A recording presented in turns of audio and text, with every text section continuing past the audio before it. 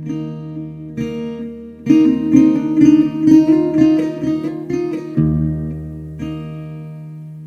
right, somehow, some way, here we are. This is Jay Brown Yoga Talks podcast. My name is Jay Brown. Welcome to you, whoever you are. Are you new here today? Hi, I'm Jay. Welcome. Everybody else, what's going on? How are you doing in this moment? Are you feeling okay? Are you gripped with fear? It's very easy to be gripped with fear for one reason or another these days, isn't it? And maybe it's always been that case, but it feels like more than ever in my life. If I let my mind go to certain places, it's very easy to be gripped by fear. But the counterpose to that is to take stock, is to be appreciative of all the many things that are going right or that are beautiful and meaningful in my life. And I'm very happy to report for my friends who have been around listening. First and foremost, I'm feeling better. My body healed from whatever respiratory illness it got. And I almost don't want to say it because I don't want to jinx it, but I will because I talk about it all the time. My pain level is really good. My body feels good. And that's beautiful. And that's really worth a lot, you know. And more than that, I am having meaningful interactions with people at the new yoga center. Some new people came in the other day, which was great. Unfortunately, it got cold again. It just got super cold again, which really does keep people in. When it's like 15 degrees out, people don't want to walk around the corner to the yoga center even. But on many levels, I feel really good about the prospects. Of course, if I let my mind go to other places, usually having to do with money, of course, then it's easy to just feel overwhelmed. But by all other measures than money alone, which is usually not the one that I value most, but I just have to deal with. By all the other measures, everything is quite good. And I should mention, because I did say that someone in my family, my father-in-law, got a not so great diagnosis, and that still continues to be a very challenging situation for my family. Fortunately, we have gotten some prognosis and it isn't as bad as it could be. And there's some hope still at least. And, you know, you move forward. At least you know more of what's going on and you can make choices from there. But I'm mentioning it because I did get some notes from people about that. And I did reach out to you all about that. And for anybody who gave it any thought or said any prayers, I just want to thank you for that. And, you know, as I was just saying, I'm just in a mood to be feeling grateful and taking stock and letting that be the salve for all of the other sources of anxiety. And I'm very happy that that's my mood today as I am introducing today's episode with Rolf Gates.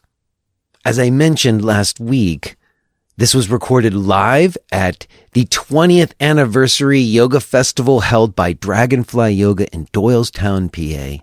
Shout out to Joe and Alexis. And it was a lovely, lovely event. It really is the kind of thing that does restore your faith and, you know, passion behind being a yoga teacher when you get to go to an event with really good people and really good spirit.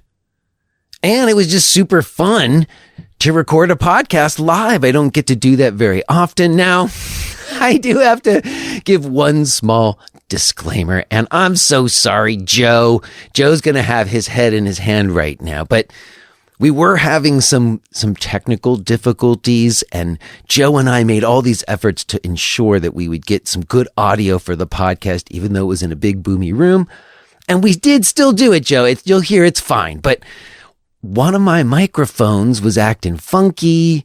It did that the last time I recorded, actually, live. I can't remember when that was, at the Berkshire Yoga Festival, if I'm not mistaken. But in any case, I have this one microphone, and I don't know what the issue is. Like, if I plug it in right now, it doesn't do it. Like, I can't get it to recreate the issue when I'm just sitting here with it. But it seems like anytime at a live event and I'm recording, then something goes a little tweaky. So the good news is that my guest, Rolf Gates, his microphone was working fine, and he sounds exactly as I would have hoped.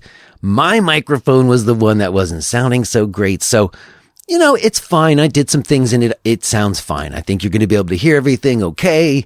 It's a wonderful conversation. So I'm only mentioning it just in case you know that there was a little bit of technical difficulties, and we did our best.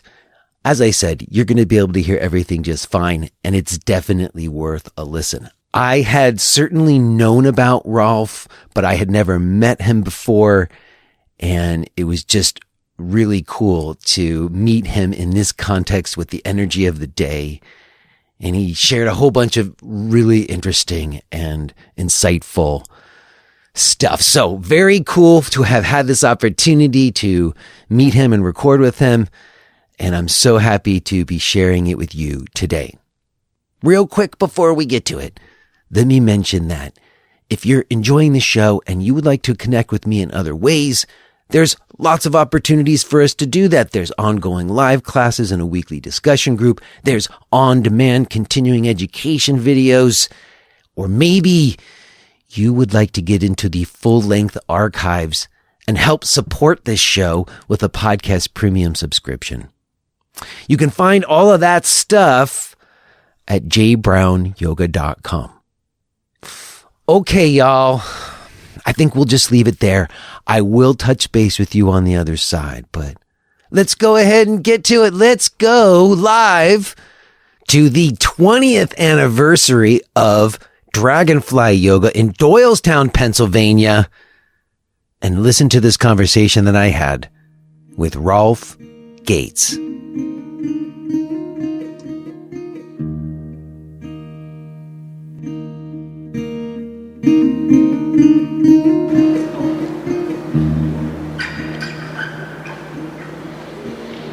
All right, so my Monday mornings, I have a ritual when I make the kids lunch. First thing I do, put in my ear pods, and I turn on Jay Brown's podcast. It's my Monday ritual. I look forward to it every time. So the first thing I hear in my headphones is this lovely guitar. I don't know where it came from. I don't know the song. I don't know if Jay's ever spoken about it. But I thought if we were doing a live podcast, I needed to play the bumper music right now. I love it. I have no idea if I'm going to play it right, but Here's the plan. I'm going to fumble through this for just a few seconds, and then we are going to cheer like we're at the Eagles game tomorrow. We're just going to, that's going to be our intro. That sound good? All right, here we go. Find it.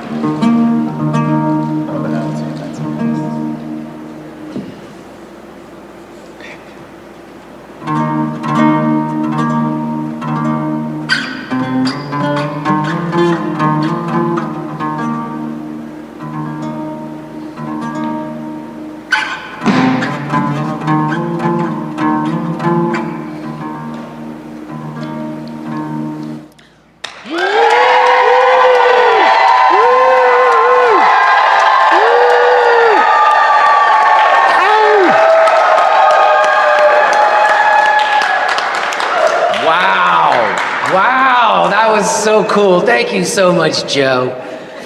That was great. And this is really an unusual moment for me. Those of you who listen to the show, you know I've been doing it for a long time, and it's been quite a while since I've done a live recording where I was like sitting next to someone. These days we all do them remotely. Mm-hmm. And then to have a bunch of other people here at the same time is also quite special. And I want everybody else to feel like they're in on the conversation too. And I had this idea in mind that I was going to try to get all of you to like say something so that the people listening later would know that we were here live celebrating the 20th anniversary of Dragonfly Yoga.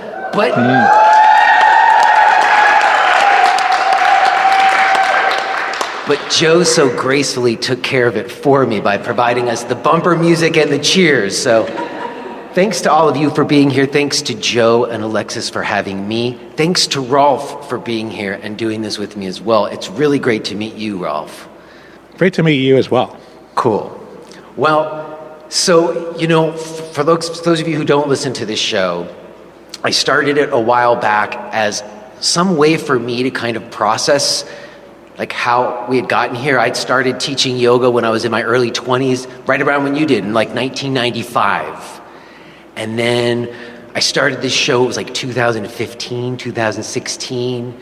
And when I started, I was like this 20-year-old kid just teaching yoga. And then when I started this show, I was like, had a wife and a kid in a yoga center that was closing down because I couldn't afford the rent anymore.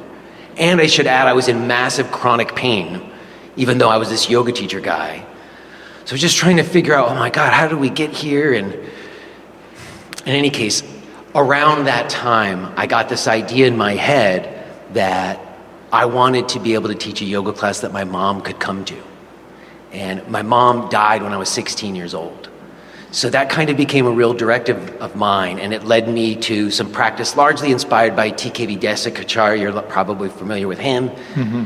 And it was much more about adapting to individual needs and like a therapeutic orientation rather than this like kind of hardcore physicality that I was doing.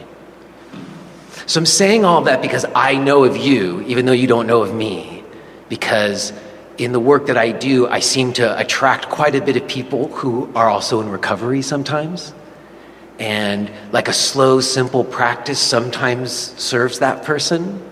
And so your name has come up a bunch of times around yoga and recovery, and I want to talk to you a little bit about that today.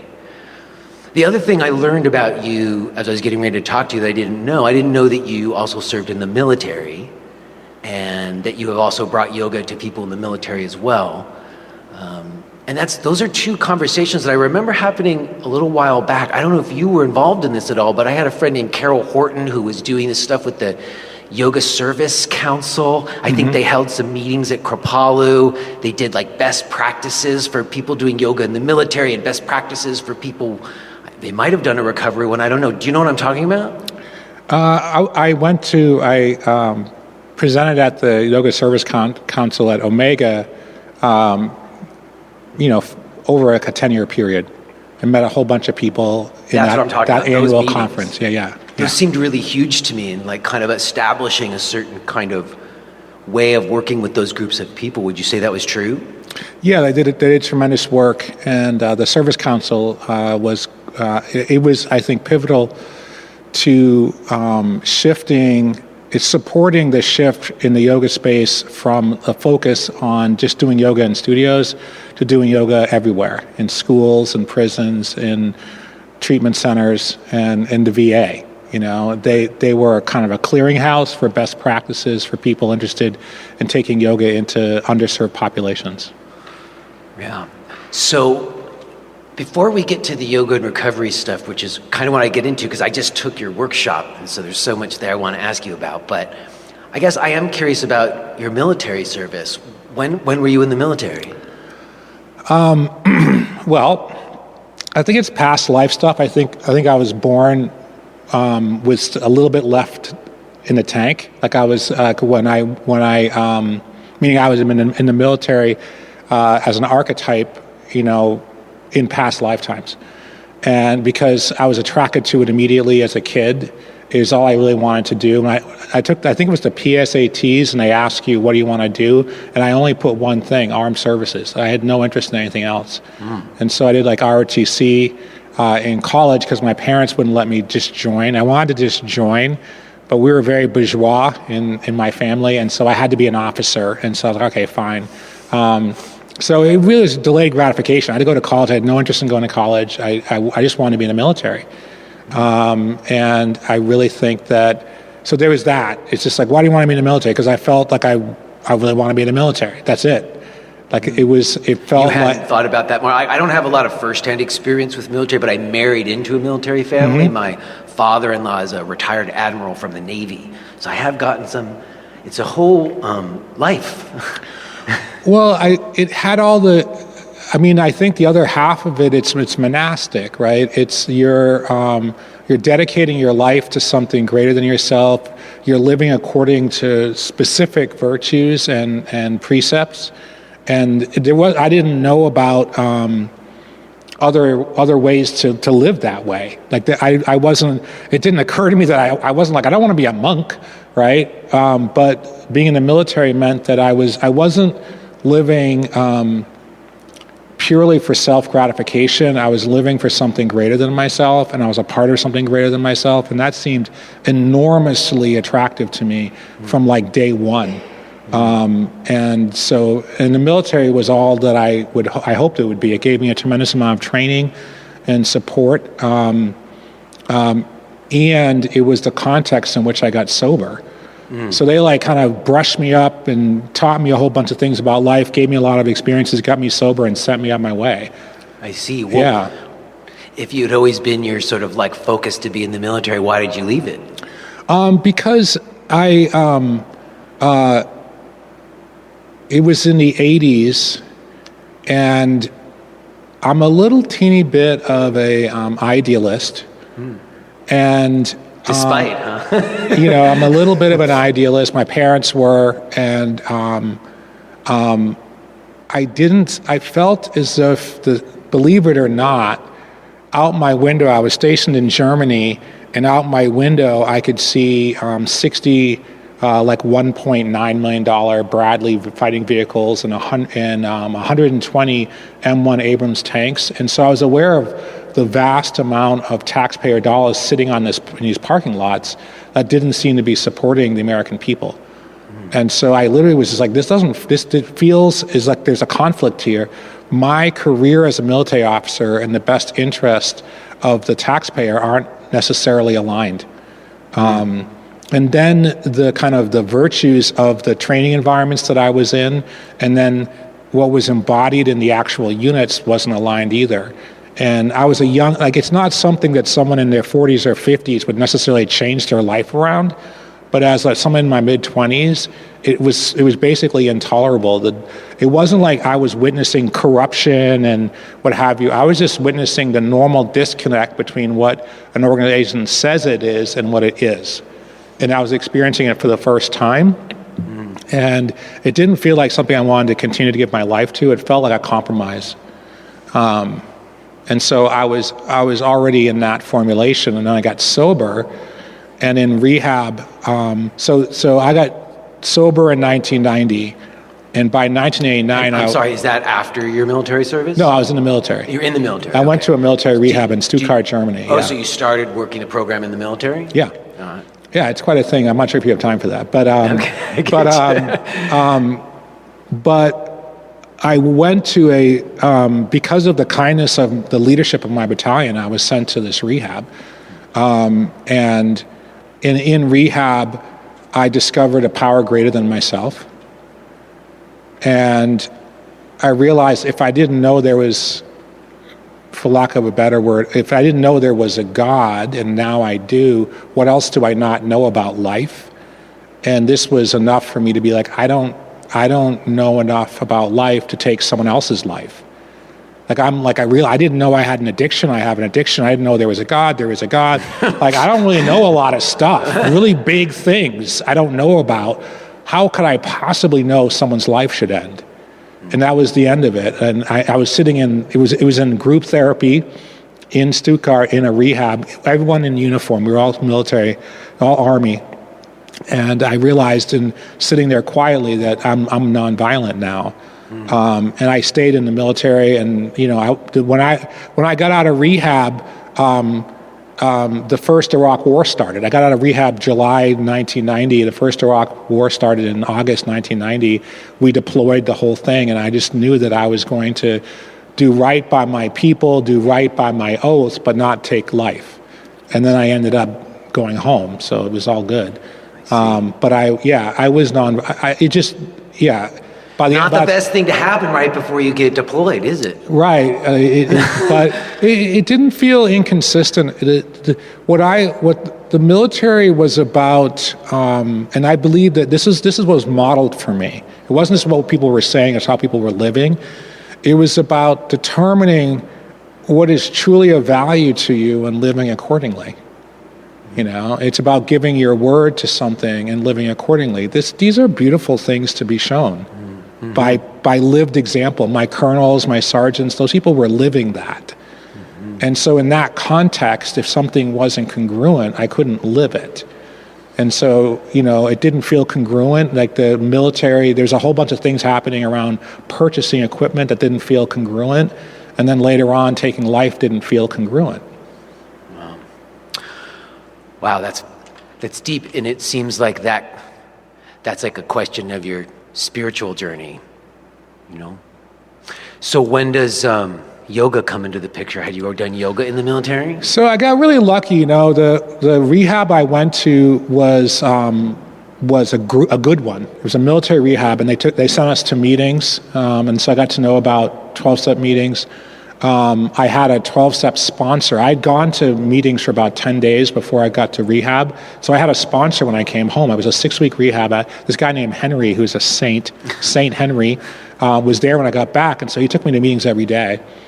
And meetings were exactly what I needed. It was a place, like one small feature of meetings is I was 26 years old and I'd been an addict, so there's a lot of isolation in addict, and the only people you're interacting with are other addicts, so you're not seeing much of life.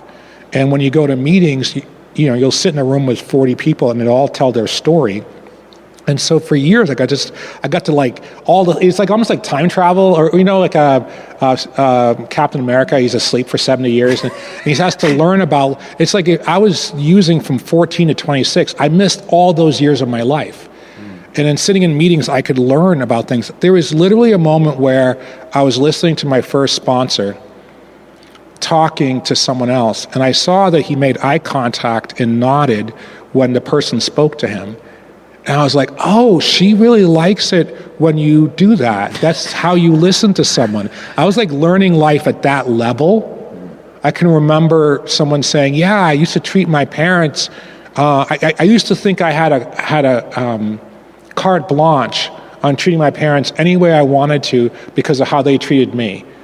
And I was like, oh, snap, you don't? It was just like, I was like, oh, I have a moral obligation for my behavior regardless of what someone else does. I was having to learn, and so going to meetings when I could sit and learn about like what being human meant and what was of value, and just like people's stories were so moving. And so that was like my next chapter. It's like I went from the military where I learned a ton from other people's example into 12-step meetings where I learned a ton from other people's example. And so the first meeting I belonged to was in West Roxbury, Massachusetts, and the name of it was People Helping People. Yeah, and so I was just in that soup for years, and in that soup was the 11th step is sought through prayer and meditation to experience sought through prayer and meditation to improve our conscious contact with God as we understand God. And so the cultivation of meditation is part of it. And so I had the example of people cultivating meditation in my communities daily and talking about it. And then, it was the early 90s, and so yoga was starting to be a thing. And so I just investigated. The meditation was like basically a direct order. If it's in the steps, you got to do it. Yeah. So you got to work the steps. Yeah, in 1991, I bought Zen Mind's Beginner's Mind and started meditating. And then probably 2 or 3 years later, I started going to these adult education 8-week series of yoga. And it didn't really stick until I went to Kripalu and got to go like every day for a week. Right. And then I was like, oh, okay. And I never looked back, And when was that? When was the first time you went to Kripalu and did that yoga? I think it was May. Yeah, it was May of 1996. I did because it was $80 a night. Yeah, the reason I was asking, because I always, as I said, I'm trying to put things in kind of a timeline in my mind. And 1996 was before yoga became big. Yeah, Still. but like the 12-step community was ahead of the power curve on so many things. That trauma, like addressing misogyny, addressing homophobia, like those things were like way, way, way deep in the culture. They had to be in order to do that work in those meetings, right? Right, and then all of the trauma, just recognizing that everyone is fighting a hard battle and living accordingly. So the idea of like seeking out a practice like yoga was completely consistent with what was being modeled for me in 12-step programs. Interesting. Out of curiosity, do you still go to meetings nowadays, or? Yeah, having kids, like my whole thing was like working and then going to meetings at night, and then having kids meant that it was like working and then having dinner time and bedtime. Yeah. And so I've got some young kids, I understand. And so that became like a thing, but I am, like it's one of the joys of being an empty nester is you can go back to going. There's a lot of things I can do now that I couldn't do when I had kids. You get a little bit back at some point, huh? Precisely, yeah. But I never stopped going to meetings, yeah. I guess my next kind of area of inquiry, and it's kind of where I started with you, is that like in 1996, there wasn't necessarily like a lot of trauma-informed yoga going on necessarily. Like, in fact, the gurus were still like considered the like masters, and a lot of like the teaching pedagogy was like harsh, hard adjustments, and so much has happened since, falling from pedestals, sexual abuse, all these things. Most folks who listen to my show know I've had those conversations on it. And I guess I'm curious, when you started to going to yoga classes, what was the approach like? Were you going to Ashtanga classes? Were you going to Iyengar classes? What did it look like? Well, I got lucky again. I mean, I think if there's one thing, if there's a thread here, I've gotten lucky. There's a lot of grace in my life. And so I feel like a wise person talked about the good karma of the teachers that come into your life when they come into your life, And in this case, the teacher was the Kripalu community, and although it was 96, 97, to me it was a very trauma-informed community and practice. Yeah, just to interrupt you for a second, I had a memory just now of writing a blog post back then about Kripalu, because they were one of the first places that had like different sized bodies in their catalog and everything. They really did take some steps early on before you saw those things happening elsewhere. Well, yeah, and what I think happens is in the maturation of a teacher, you become trauma-informed. Let's say that again. For all the teachers listening, in the maturation, say it again. In the maturation of a teacher, you become trauma-informed, because if your heart is in it, if you really want to do right by your students, you witness what is working and what is not. And I think, so there's that information. Like in class today, there was that moment where I was talking about the mudita that comes from recognition. You bring your attention, and then all of a sudden insight arises, and there's this joy of insight, this joy of wisdom being cultivated. And I think that's true in the teacher-student relationship. So there's that piece where, although those teachers may not have called themselves trauma-informed, they had been informed by 20 years of trying to help people. And they've been informed by the example of each other. Like one of the things, the strength of Kripalu is that you can be a great teacher, but you're surrounded by 20 or 30 other great teachers, and you can witness how they're rolling day after day, and that can inform how you're teaching. So when I was observing these people holding space, they were doing so very skillfully. Such a good point, and interesting. I love what you said about the maturation of a teacher equals trauma-informed, because when I said that bit about wanting to have a class that my mom could come to, that's exactly what it is. Right. But at the same time, over the years, it did at some point, I don't know if it's the same now, kind of become kind of this niche of like these workshops on trauma-informed yoga. Not that those aren't good, and like getting some training in like invitational language and all these things is valuable. That's not quite the same thing as just the experience of seeing what works and what doesn't work. I guess my question about that is, when I've talked with friends who are in recovery about practice and they come to my class, I have a very slow and simple class, very similar to what you're doing. Sometimes they say, I need like a power class to get my mind there, you know? And I say, well, you should do that. You know, I don't deny any of that. But in our practice today, you said something about, you made a correlation, I think, between pace and intimacy. And I guess I've tried to make the case as to why a slower practice might serve someone in a different way than a fast-paced, harder-edged practice. And I'm wondering if you could say something about that. Do you think a slower-paced practice is more geared for like a trauma-informed kind of thing, or a practice that adapts in that way? Or do you think it could be fast and it doesn't matter? I think it's common for people with I had a lot of trauma in my body. And so what was soothing for me was intensity initially. And so I literally ran marathons, you know, lifted, like the first practice I ever had was lifting weights, playing football, wrestling. Like I think there's plenty of room in the kind of arc of recovery from trauma for intensity. But I don't think that intensity creates the space for intimacy. I don't think it creates the space for true kind of insight. What it's really doing, I think, I think Nikki Myers talks about the difference between relief and resolve.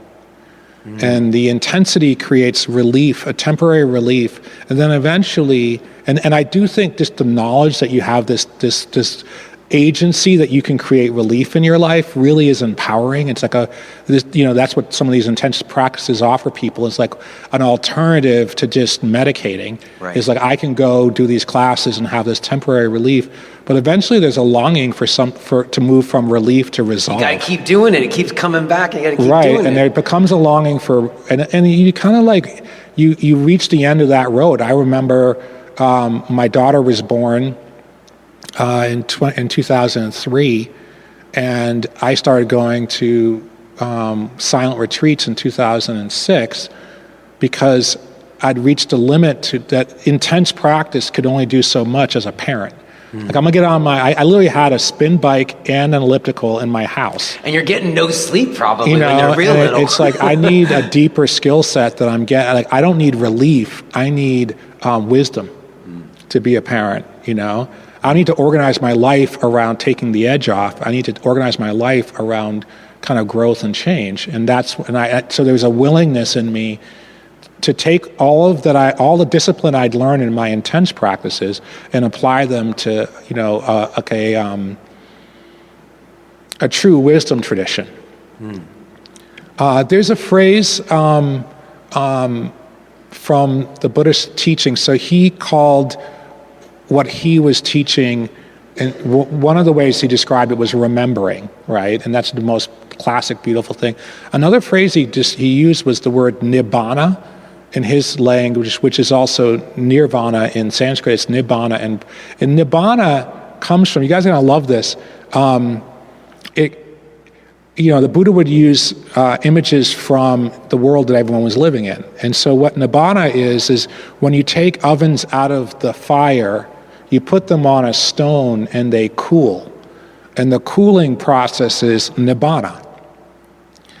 And so what was happening, I think, for someone doing an intense practice is they're not ready yet to do internal cooling.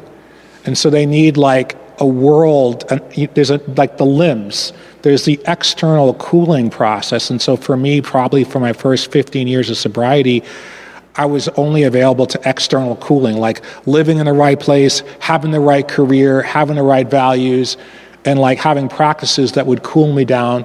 I couldn't go in. And it was when I started to do silent meditation retreats that I began the internal work.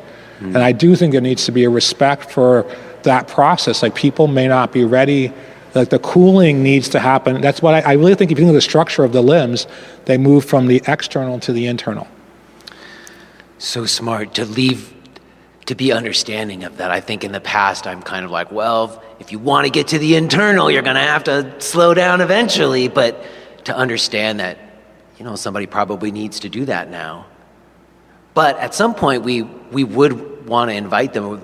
Ideally, you would be able to get to that more internal cooling place, right?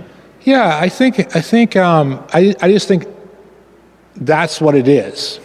Like it's like there's a phrase, 10 years into the woods, 10 years out. And I also, in the Course of Miracles, it talks about like that we don't need the 10 years. We can do it in an instant because we're already. Eckhart just sat on the bench, right? Because we're already there. So it's a both, right? It's a paradox, right?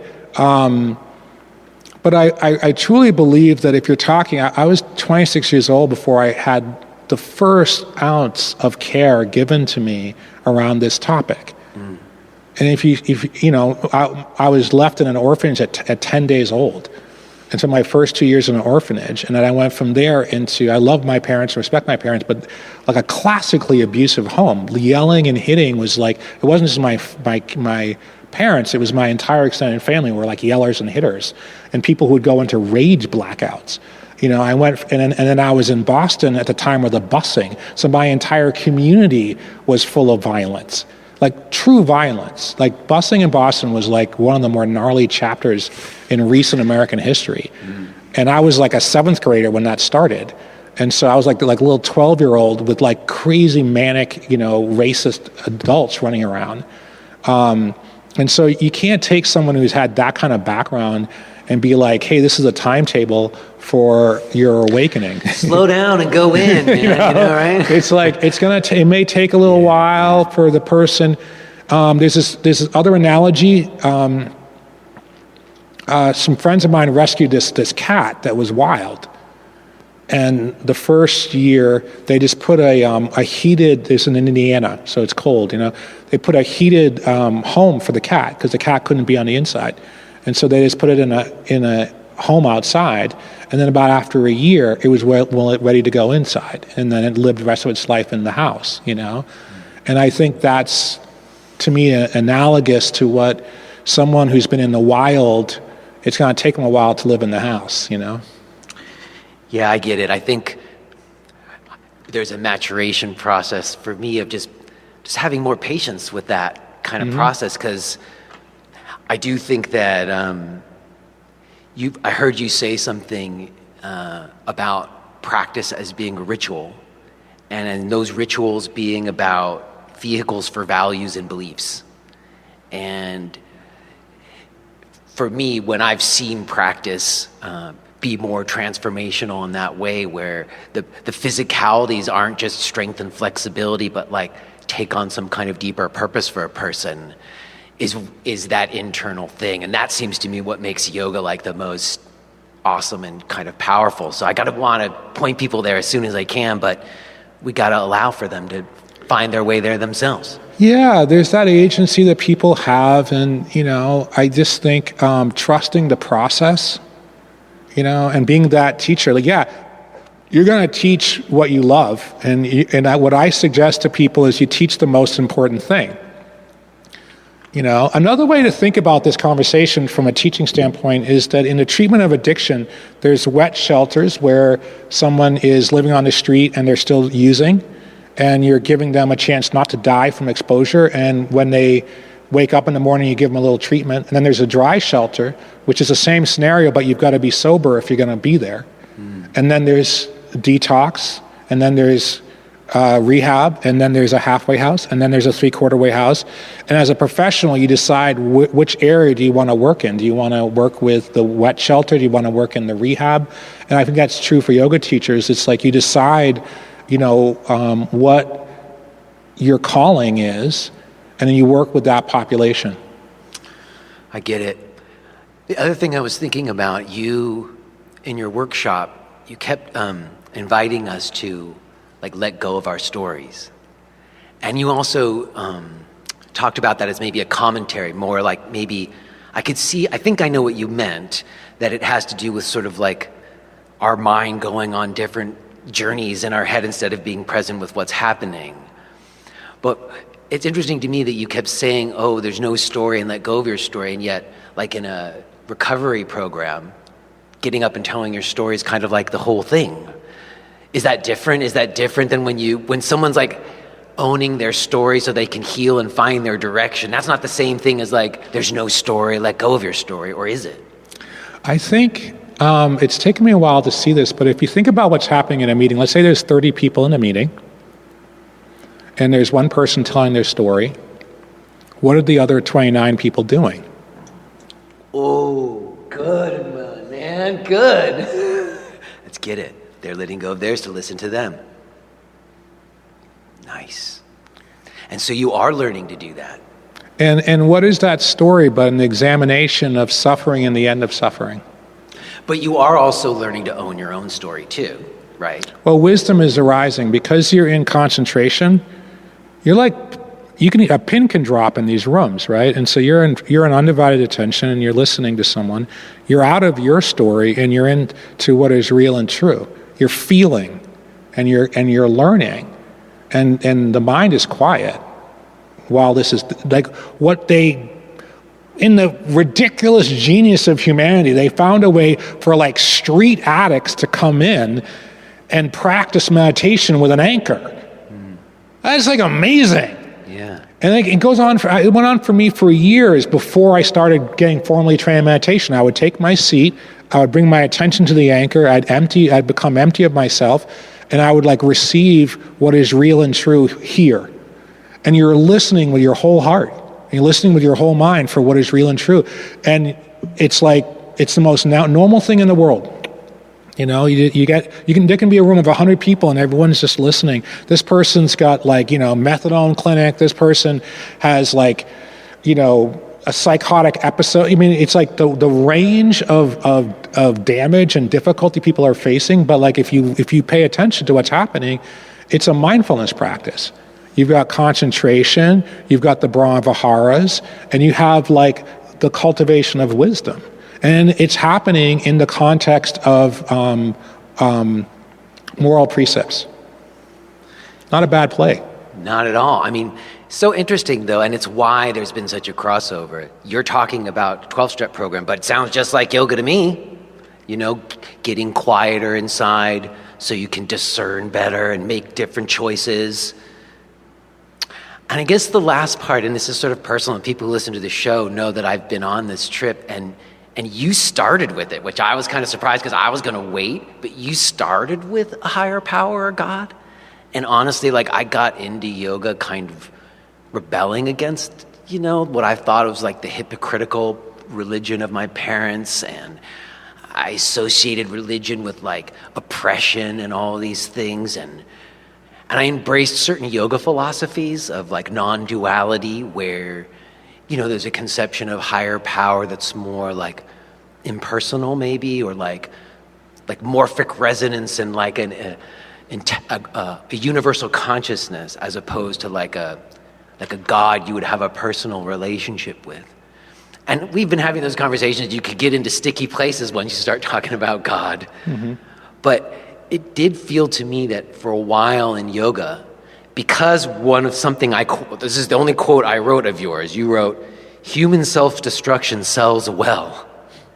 And I think that that's something that I've grappled with, and I know a lot of people listen to my show grapple with. People who do get into yoga practice that are more contemplative in nature and are maybe like trying to have it be like they're making a living as a teacher have come up against this challenge of like, handstand workshops sell way better than an invitation into an inquiry into your like nature of yourself and whatnot. And I guess in your practice, in your rituals of keeping yourself well and being the person you want to be, what is the role of higher power or God for you? And if you're comfortable to talk about it, because I know it's very personal, but I just feel like yoga teachers don't talk about it. And I feel like we should, because that's where I'm deriving like the most support from, is from like prayer and faith and God. And I think we should be open and let people have their own conceptions, but I don't think we should take it out. Yeah. So I want to start by saying that I didn't have any spirituality in my life before I got sober. But my dysfunction alerted those around me that I needed help. And so they took me to an AA meeting, and they gave me the big book of Alcoholics Anonymous. And I'm like, cool. And I went on my shelf. And like 2 weeks later, I woke up with a hangover, and I would use books. If you are hearing this message, then you're listening to the free version of J. Brown Yoga Talks. To hear the rest of our conversation, please subscribe to Podcast Premium at jbrownyoga.com/premium.